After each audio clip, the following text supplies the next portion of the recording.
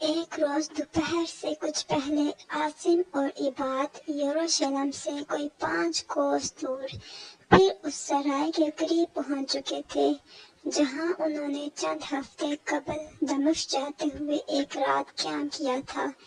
اپنی عمر کے لحاظ سے عاصم ان تندرست اور توانا لوگوں میں سے تھا جو بچوں میں جوان اور جوانوں میں کم سن دکھائی دیتے ہیں، تاہم اس کا خوبصورت چہرہ ان طوفانوں سے آشنا معلوم ہوتا تھا جو ایک نوجوان کو قبل از وقت سنجیدہ بنا دیتے ہیں۔ اپنے لباس سے وہ ایک اعلی نسب عرب معلوم ہوتا تھا اور اس کی سیاہ اور چمکیلی آنکھیں شوخی، ذہانت اور غرور کے علاوہ اس حوصلے اور خود اعتمادی کی آئینہ دار تھیں جو عمر کا ایک حصہ ناہموار اور پرخطر راستوں پر گزارنے کے بعد حاصل ہوتی ہے۔ وہ ترکش کمان اور تلوار سے سجا ایک خوبصورت کمید گھوڑے پر کچھ اس انداز سے بیٹھا تھا کہ اگر اس کے دائیں بائیں مسلح دشمن کی صفیں ہوتی تو بھی اس کی خود اعتمادی میں فرق نہ آتا، یا اگر وہ ایک عرب کے بجائے کسی رومی سپاہی کے لباس میں ہوتا اور اس کے پیچھے ایک غلام کے بجائے سواروں کی فوج ہوتی تو اس کی بے باک نگاہیں اس فوج کی فتح کی ضمانت سمجھی جاتی۔ تاہم اگر یہ نوجوان کسی گزرگاہ پر چند اچھلتے کودتے اور کھلکھلاتے بے فکر لڑکوں کے ساتھ نمودار ہوتا تو تماشائی اس کے سپاہانہ انداز کی بجائے اس کی مسکراہٹیں دیکھنا اور اس کے قہقہے سننا زیادہ پسند کرتے۔ عباد اس کا دراز قامت بھاری بھرکم غلام جو عمر میں اس سے 10-12 سال بڑا معلوم ہوتا تھا ایک اونٹ پر سوار تھا اور دوسرے اونٹ پر جس کی نکیل عباد کے اونٹ کے دم سے بندھی تھی سامان لاتا تھا۔ سرائے کی چار دیواری کے باہر سے ایک قلعے کی فضیل معلوم ہوتی تھی۔ عباد اور عاصم دروازے کے سامنے اتر پڑے اور اپنے گھوڑے اور اونٹوں سمیت اندر داخل ہوئے۔ سرائے کی 2 منزلہ عمارت زیادہ بڑی نہیں تھی لیکن صحن خاصا کشادہ تھا۔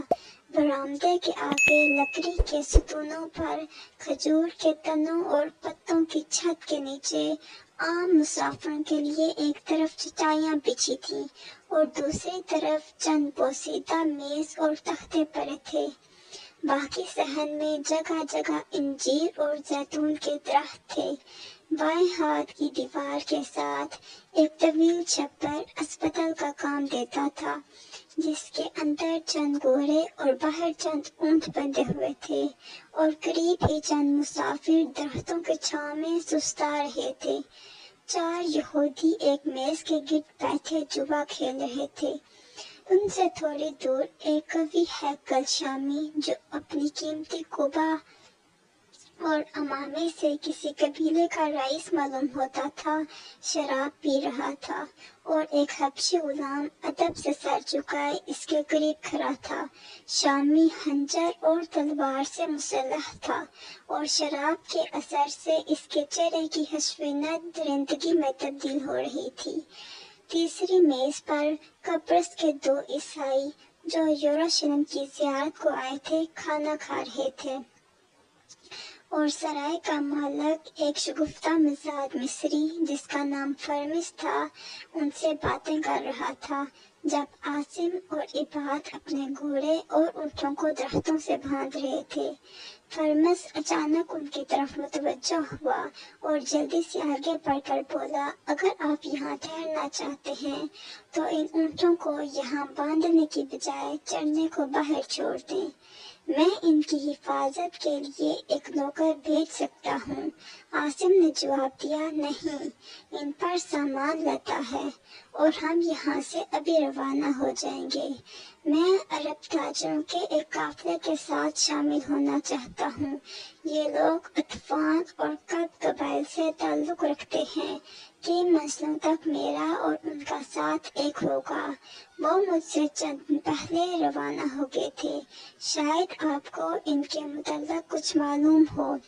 فرمس نے جواب دیا، وہ کل ہی یہاں سے گزرے ہیں اور یروشلم میں 1-2 ہفتے ضرور قیام کریں گے۔ عاصم نے کہا، نہیں، وہ 1 دن سے زیادہ نہیں ٹھہریں گے۔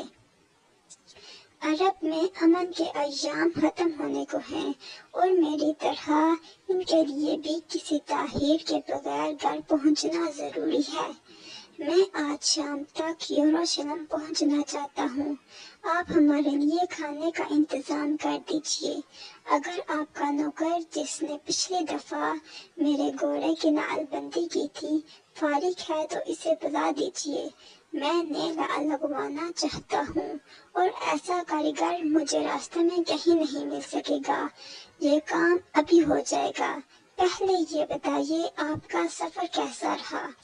عاصم نے جواب دیا، دمشق میں میرے گھوڑے بہت اچھی قیمت پر فروخت ہوئے تھے، لیکن جنگ کے باعث تلواروں کی قیمت بھی بہت زیادہ تھی، اس لیے میں نے صرف چند تلواریں خریدنے پر اکتفا کیا ہے اور باقی سرمایے سے ریشمی کپڑا خرید لیا ہے۔